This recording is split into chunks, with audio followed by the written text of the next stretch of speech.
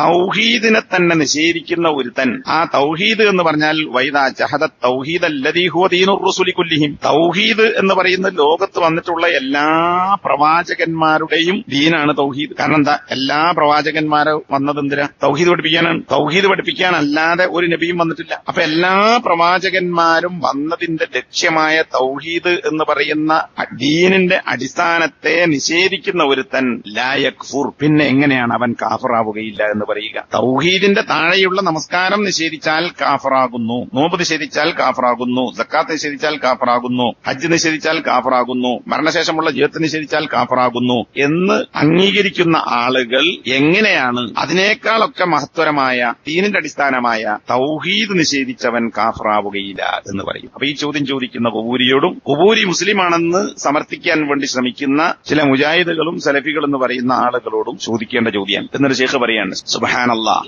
മാ അഅജബ ഹാദൽ ജഹൽ, എത്ര ആശ്ചര്യകരമായ അത്ഭുതകരമായ വിവരക്കേടാണ് ഇത്. നിസ്കരിക്കാത്തൊരുത്തൻ കാഫറാകുമെന്ന് പറയുകയും തൗഹീദിനെ നിഷേധിച്ചവൻ മുസ്ലിമാണെന്ന് പറയുകയും ചെയ്യുന്നത്, അല്ലെങ്കിൽ തൗഹീദിനെ നിഷേധിച്ച ശിർക്ക് ചെയ്യുന്നവൻ മുസ്ലിമാണെന്ന് പറയുകയും ചെയ്യുന്ന, അല്ലെങ്കിൽ ശിർക്ക് ചെയ്യുന്നവൻ മുശ്രിക്കാവുകയില്ലെന്ന് പറയുന്നത് എത്ര വലിയ വിവരക്കേടാണ്. തൗഹീദ് ഉള്ളവനല്ലേ നിസ്കരിച്ചിട്ട് കാര്യമുള്ളൂ. നിസ്കരിക്കാത്തവൻ കാഫറാന്നറിയാം, തൗഹീദില്ലാത്ത മുസ്ലിമാണെന്നറിയാം. അതാണ് സുബ്ഹാനല്ലാഹ്, മാ അഅജബ ഹാദൽ ജഹൽ, എത്ര വലിയ വിവരക്കേടാണ്.